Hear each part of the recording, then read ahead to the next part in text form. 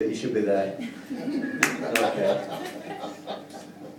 Now, most people have a phone voice, and I know for a fact I've got a phone voice because I work in a call centre, and if I don't enunciate everything clearly, then you get the sort of call where people go up and go, "My God, man, where have all your consonants gone?"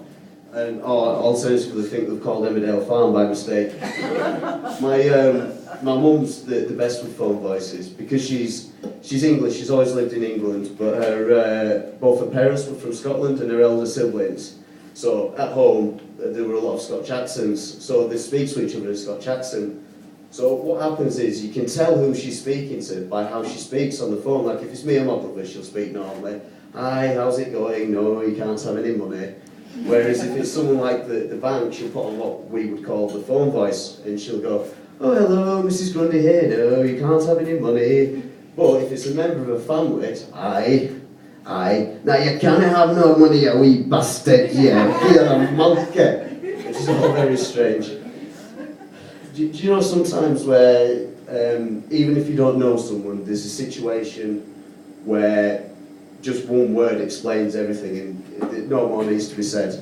Well, recently, I was getting a lift back from work, and my mate dropped me off, and as I got there, about 12:30 on a Saturday morning, I was just about to go in my house and noticed my next door neighbour had left his key in the outside of the door. So I go over thinking, knock on the door. So I knocked on the door, there's no answer. Then I knock on the door again, and he's waiting there, and I'm thinking, well, what do? Lock the door for him and post it through, or do I keep it and leave a note? You know, I don't know what it looks like, so anyone could turn up. Well, anyway, eventually, you can hear a noise from above, and he opens the window. Just sticks it out and goes, "What do you want?" I'm like, "Oh, sorry mate, I didn't mean to disturb you. You probably thought I was trying to sell him something." And I said, "Look, you've left your key in the door, sorry about this." And he looks at me uncomprehendingly for a bit, and then just goes, "Oh, Zambuca." I'm like, "Oh, well, fair enough, say no more. Zambuca it is." Okay, and the next story is a story about accidental revenge, and when you're being told off by your other better half, and you just can't stop laughing because you find what you've done so funny. I was picked until they start laughing as well, and then luckily you got away with it then, for now. But yeah, so I got picked up from work, and she sat there with her face on, and she goes, basically, sorry, I forgot to explain how this came about. She's recently started selling Avon, and so the accidental revenge bit of it is the fact that I went to work, and I sent an email around. I was just being a dutiful boyfriend. Sent the email around saying, "Does anyone want an Avon catalogue? My girlfriend's doing Avon. I'm now known as the Avon lady," which was inevitable. And I should have thought it through. And it's not her fault, but you know, it's her fault. And so anyway, she picks me up, and the Avon lady had been round to show her how she's got to put the orders in online.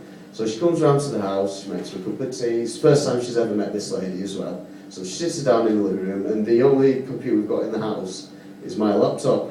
So we got the laptop, open it up, sure enough, the last thing I've been looking at on the laptop pops up.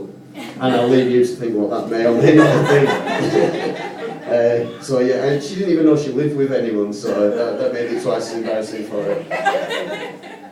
Okay, so when I first started work, I was only like 17 years old, and I was basically a boy still. And there was this woman who turned out to be lovely, but I was absolutely terrified of her at the time. And you know strepsils for your throat. What I didn't realise, I'd had a sore throat, and I was staying at my grandma's at the time for a couple of weeks, so I couldn't be trusted.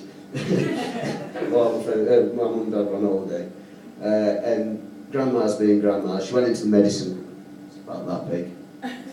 She pulls down a pack and a half of strepsils, and I'm sat there just eating them like sweets, just eating loads and loads and loads. I got through about a pack, and as I pick up the other pack, I look on the back, and it's got the same dosage as paracetamol. I'm like, whoa. What, to 1 or 2, 3 or 4 times a day? Well, that's, I've done a bit more than that, to be honest. And what I read on it is it actually contains anaesthetic, and my mouth was starting to go numb. But now I speak on the phone, so it gets more and more difficult. for me to actually speak to the customer. So I had to go up to this woman who I'm a bit scared of anyway. I had to go, excuse me. Can I come off the phone, please? And she's like, why? What have you done? I've got too many steps over. It's very embarrassing. Right, okay, then that's about it from me. Thank you very much for your time and your patience.